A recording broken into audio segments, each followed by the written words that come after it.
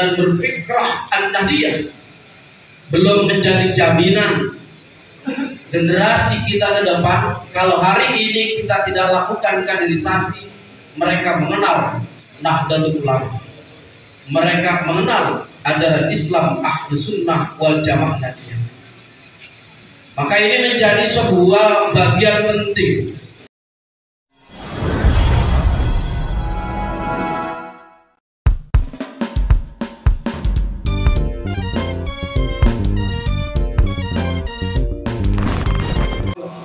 yang sangat kita butuhkan. Kaderisasi ini bagian dari langkah investasi PCNU untuk keberlanjutan mempertahankan ajaran Islam Ahlus Sunnah wal Jamaah Nahdiyah. Kalau hari ini kita menjadi bagian orang yang mengamalkan amaliyah tersebut, berharakah dan berfikrah an-nahdiyah belum menjadi jaminan generasi kita ke depan. Kalau hari ini kita tidak lakukan kaderisasi, mereka mengenal Nahdlatul Ulama, mereka mengenal ajaran Islam Ahlus Sunnah wal Jamaah Nahdiyah. Maka ini menjadi sebuah bagian penting untuk kita sama-sama mendorong percepatan kaderisasi. Mbah Piar ini suka cemburu sama saya, Pak. Saya di Kabupaten Bekasi, sekretaris cabang. Ya, hari ini kami angkatan sudah 24 mau 25. Kota Bekasi itu baru 7. Ya, kira-kira masih lama lah aja. Ya. Kira-kira masih lama aja. Tetapi tentu ini harus menjadi motivasi, ya. Ini harus menjadi motivasi bahwa kaderisasi merupakan hal penting kita di dalam berinvestasi generasi kita ke depan agar tetap mereka dalam wadah jami'iyah Nahdlatul Ulama. Dalam sisi lain, hari ini saudara kita, kader kita yang sudah berkantor di Senayan, ya Pak Haji Sudjarmiko, hadirnya beliau pun sama. Dalam hal sisi lain, ya, beliau ikut ya berinvestasi. Kalau saya ya analogikan ini, PCNU ini sedang menanam. Abah Rois mohon izin, ya, saya sederhanakan. PCNU ini sedang menanam benih. Nah, benih ini suatu saat akan ya tambah hari, tambah waktu akan tumbuh. Ketika benih ini tumbuh, ya, tentu harapannya adalah suatu saat ya benih yang tumbuh ini bisa dipanen. Ya. Bisa dipanen. Betul? Ya. Walaupun tadi Ketua PCNU menyampaikan ya dari 100 orang ini 30% saja sudah menjadi sebuah keberhasilan. Berarti 70% benihnya gabung. Gitu ya. Benihnya gabung, tapi masih bagus kalau orang Bekasi itu masih untung lah kira-kira. Panennya itu nggak gosong semua. Ya.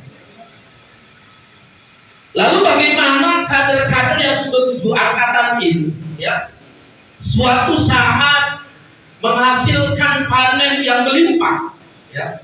Ini jangan dikategorikan ya barang rampasan perang, jangan terlalu jauh, ya. Tetapi dalam sisi penguatan nilai-nilai akidah, ya, bagaimana 7 angkatan ini suatu saat ini betul-betul mampu membuahkan sesuatu yang manfaat dan maslahat hadir di tengah-tengah umat, khususnya di Kota Bekasi. Dan bisa sebatas kaderisasi sampai dengan 7 bahkan 10, 20 angkatan, setelah itu tidak ditindaklanjuti. Maka PDPKPNU ya itu bisa dilaksanakan, barometernya adalah nanti ya seluruh kader harus melaksanakan rencana tindak lanjut dengan adalah cuma 9 perintah kader yang akan disampaikan dalam closing nanti. 5 tahun yang akan datang kalau kita ya dalam sisi politik, Pak Haji Sujatmiko itu boleh ikut panen. Kalau dalam 5 tahun ini ya beliau ikut memupuk ya benih-benih yang ditanam oleh PCNU Kabupaten Bekasi. Kota Bekasi, saya ingat kabupaten. Kota Bekasi. Karena ruhnya sama. Ya. Ruhnya sama. Mereka yang hari ini saudara-saudara kita berada dalam legislator, khususnya dalam politik Jami'iyah Nahdlatul Ulama, ya partainya usah kita sebut sama-sama tahu lah kira-kira begitu, ya. Mereka pun bagian dari hak memperjuangkan hak-hak pesantren, memperjuangkan hak-hak Nahdlatul Ulama. Nah, ini penting catatan. Maka PDPKPNU ini merupakan jawaban untuk merapihkan barisan. Kalau tadi ketua sampaikan di Kota Bekasi itu kulturnya ya NU, ya kulturnya NU, amaliyahnya NU, tapi fikrah dan harokahnya belum tentu ikut Nahdlatul Ulama. Ketika kami bertugas di Cirebon, di Kuningan, di Tasik, para ajengan-ajengan, gus-gus yang dari Buntet dan sebagainya, mereka jadi peserta. Ada yang bertanya, Kiai, kami ini dari kecil bahkan sebelum lahir saja udah kami DNU. Kami dididik di pesantren NU, masih perlu PDPKPNU. Saya bilang, ya. Kenapa? Karena ini bukan hal kita memahami NU dalam satu kacamata, tetapi kita dalam memahami NU dalam Jami'iyah, bukan hal dalam sisi definisi saja. Nah, kalau di Kota Bekasi ini secara fikrah dan amaliyahnya sudah NU, tetapi kalau tidak berada dalam satu Jami'iyah, maka satu dengan yang lainnya masing-masing mengedepankan apa yang dia mau, ya, apa yang dia mau. Artinya apa? Masing-masing mengedepankan syahwat pribadi, tidak mengikuti apa yang dicontohkan oleh para muassis kita dalam berjami'iyah Nahdlatul Ulama. Yang kedua, Nahdlatul Ulama ini merupakan sebuah organisasi, punya aturan, kita punya pergub, punya ADART, tidak bisa ber-NU lepas dari kitab suci kita tadi. Ya, kalau kita sebagai orang Islam tentu kitab suci kita Al-Quran, hadis, ya, yang utamanya. Ini ditambah lagi, yaitu ADART atau pergub dalam berjami'iyah Nahdlatul Ulama. Dalam pergub seluruh pengurus dari ranting sampai dengan PBNU harus mengikuti pendidikan kader sesuai dengan tingkatannya masing-masing. Tidak bisa, walaupun beliau, ya siapapun tokohnya, hafal banyak kitab, misalkan hafal Quran ataupun disiplin ilmu yang lain, ketika mau menjadi pengurus, terlebih mau menjadi ketua PCNU, mau menjadi ketua MWCNU, itu mesti melewati kaderisasi yang menjadi bagian aturan yang tertuang dalam pergub dan ADART Nahdlatul Ulama. Nah, oleh karena itu Bapak Ibu, seluruh calon peserta, kegiatan kita bukan seminar, tetapi pendidikan. Maka pendidikan itu punya tujuan, pendidikan itu punya output ke depan, ya. Artinya ada harapan setelah keluar ini mau bagaimana, sehingga seluruh peserta, ya, wajib mengikuti aturan yang nanti disampaikan oleh instruktur ya dalam momentum orientasi pertama dan kedua. Tadi saya dengar ada putranya Pak Kiai ikut menjadi peserta. Yang mana? Oh, ya, terima kasih. Terus, ya. Walaupun beliau, ya, putra dari Sohibul Quran, putra dari pengasuh pesantren, nginepnya, tidurnya pun wajib bersama peserta, tidak boleh di rumah. Ya, ini perlu kita sampaikan. Ya. Saya pun sama. Ini cerita sedikit saja. Ketua PCNU Kabupaten Bekasi pada saat itu saya sudah jadi instruktur, beliau baru ikut PDPK baru, Pak Ketua. Kegiatannya di pesantrennya beliau, Pak Kiai Toromli Mustafa, di pondok pesantren Nurul Huda saya tuh.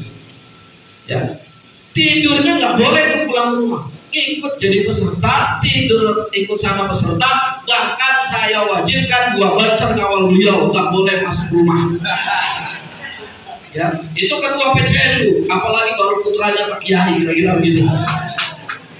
Ini perlu kami sampaikan agar apa? Agar semuanya ikut aturan. Ya, agar semuanya ikut aturan. Yang ragu-ragu sebelum nanti orientasi, kalau tidak siap 3 hari di sini, lebih baik pulang lebih awal. Ya, 1 materi tertinggal saja, tidak ada dispensasi, tidak bisa kami instruktur diintervensi oleh siapapun, baik itu oleh PCNU ataupun yang lain. Kalau tidak lulus, ya tidak lulus, karena materi semuanya harus diterima oleh peserta. Walaupun di dalam ruangan sambil tidur-tidur, artinya ngantuk-ngantuk, yang penting berada di ruangan, nggak boleh berada di luar ruangan. Nah, ini kan sesuatu yang baru mungkin buat Bapak Ibu. Biasanya NU itu, ya, NU itu biasanya kan sukanya undur-undur. Ya, dalam kegiatan ini semua waktu diatur, masuk jam berapa, makan jam berapa, kopi break jam berapa, tidur jam berapa, bangun qiyamul lail jam berapa, semuanya diatur. Yang nggak siap silakan mundur. Ya. Ini penting saya sampaikan. Agar apa? Agar kami tidak terbebani. Karena ini menjadi aturan yang dilaksanakan secara menyeluruh, baik ketika dilaksanakan di Indonesia, ya, oleh PCNU yang ada di Indonesia ataupun PCNU yang ada di luar negeri. Ya. Yang terakhir, kaderisasi bagi kita semua, khususnya yang ada di Kota Bekasi, ini merupakan kewajiban di mana secara aturan kita sudah berbasis MWCNU. Maka setiap MWC, ya, setiap MWC itu dalam Pergub wajib melaksanakan 1 tahun 1 kali. Ya. Jadi Pak Ketua MWC hari ini melaksanakan, kita apresiasi, tetapi jangan berpikir ini berlaku untuk 1 masa khidmat, tetapi ini berlaku untuk 1 tahun. Ya. Kalau hari ini sasarannya adalah pengurus MWC dan ranting serta badan otonom di bawah naungan MWC setempat, maka yang berikutnya adalah orang-orang yang berada dalam keluarga besar Nahdlatul Ulama. Bisa utusan pesantren, bisa DKM masjid, bisa guru-guru yang ada di yayasan di bawah naungan para kiai, ya, dan lain sebagainya. Oleh karenanya, atas nama koordinator instruktur dalam kesempatan ini, ya, saya menyampaikan terima kasih, apresiasi yang sebesar-besarnya Kota Bekasi yang dikomandoi oleh Kiai Bahtiar sebagai Wakil Ketua Bidang OKK yang membidangi kaderisasi. Sepertinya beliau terus yang memompa, ya, semangatnya untuk mengejar Kabupaten Bekasi sehingga ini terus, ya, Ya maksudnya ngejar kabupaten, nggak mau ngejar memang. Ya. Mau ngejar kabupaten, ya. Karena kemarin ketika apa itu kita upgrading dibacain satu-satu itu. Tetapi Kota Bekasi sudah termasuk yang baik karena sudah terschedule, ya. Sudah terschedule, ya. Dalam 1 tahun ini tinggal bagaimana mengawalnya. Setelah pelaksanaan PDPKPNU harus sering ketemu kader, ya. Harus sering ketemu kader dalam rangka membakar semangat kader untuk melakukan pelaksanaan rencana tindak lanjut yang akan dilakukan dalam komando PCNU Kota Bekasi. Itu saja yang dapat saya sampaikan. Terima kasih atas segala perhatian. Mohon maaf atas segala kekurangan. Dan terakhir, atas nama koordinator, saya mohon izin kepada beliau pengasuh pondok pesantren atau ketua yayasan ini, selama 3 hari ke depan kami berada di tempat ini, Pak Kiai. Mohon izin, mohon ikhlas, apa yang disuguhkan menjadi apa itu yang dimakan oleh kami, semoga menjadi sebuah keberkahan buat kami semua. Ibunda Suratul Mustaqim, Assalamualaikum warahmatullahi wabarakatuh.